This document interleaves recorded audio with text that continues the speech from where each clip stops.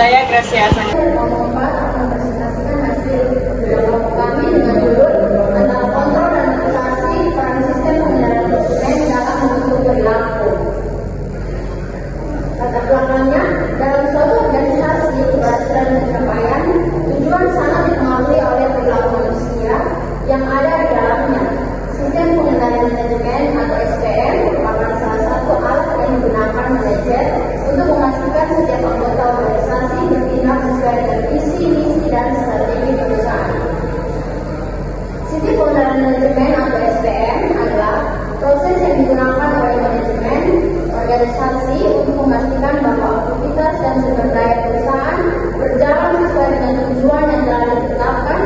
Secara umum, SPM berfungsi untuk memastikan bahwa setiap bagian organisasi bekerja secara efektif dan efisien dalam mencapai target yang sudah ditentukan.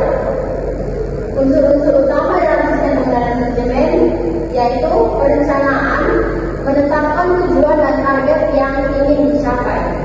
Yang kedua, pengukuran, menentukan indikator kinerja untuk menilai hasil. Dan yang ketiga, evaluasi, membandingkan hasil aktual dengan rencana. Yang keempat, umpan balik, memberikan informasi kepada manajer untuk perbaikan. Dan yang terakhir, tindakan korektif, mengambil langkah perbaikan bila terjadi penyimpangan. Selanjutnya akan dilanjutkan oleh teman saya. Baik, selanjutnya tentang tujuan sistem pengendalian manajemen. Ada 4 tujuan, yaitu yang pertama, menjamin kegiatan organisasi berjalan sesuai strategi. Yang kedua, meningkatkan efisiensi dan efektivitas. Yang ketiga, mendorong perilaku karyawan agar selaras dengan tujuan perusahaan. Yang keempat, menyediakan dasar untuk pengambilan keputusan yang lebih baik. Selanjutnya tentang peran sistem pengendalian sebagai alat kontrol. Sistem pengendalian manajemen memiliki peran yang sangat penting dalam sebuah organisasi, terutama sebagai alat kontrol atau pengendalian. Fungsi pengendalian dalam manajemen secara umum adalah memastikan bahwa setiap kegiatan organisasi dapat berjalan sesuai dengan rencana, kebijakan, dan tujuan yang telah ditetapkan. Peran SPM sebagai alat kontrol dapat dijelaskan dalam beberapa aspek berikut. Yang pertama, memonitor kinerja organisasi. Yang kedua, mendeteksi dan mencegah penyimpangan. Yang ketiga, mendukung pengambilan keputusan. Yang keempat, menjamin efisiensi dan efektivitas. Yang kelima, menyelaraskan tujuan organisasi dengan tujuan individu. Dan yang keenam, meningkatkan akuntabilitas dan transparansi. Baik, selanjutnya akan dijelaskan oleh teman saya. Baik, berikut peran sistem pengendalian sebagai motivasi. Selain kontrol, SPM juga berperan sebagai sumber motivasi.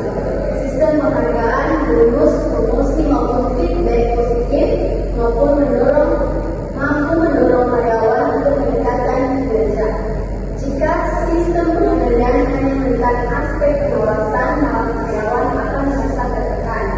Ada beberapa tahap peran, yaitu yang pertama proses motivasi, yang kedua metode dan model motivasi, yang ketiga daya tahan terhadap tekanan, yang keempat tujuan motivasi, dan yang kelima asas motivasi.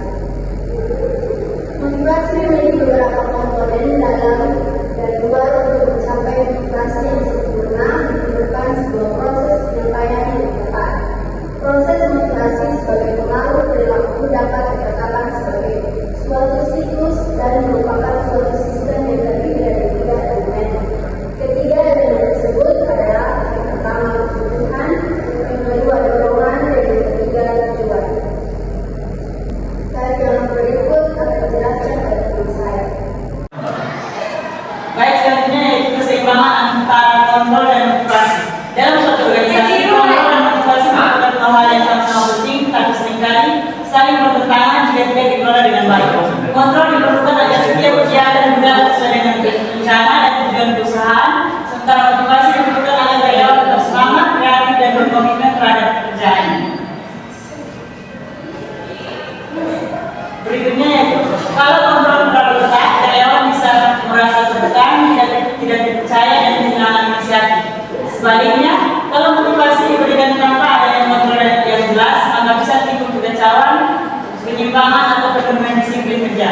Karena itu manajemen harus bisa menyeimbangkan antara kontrol dan motivasi agar keduanya saling mendukung bukan saling menghambat.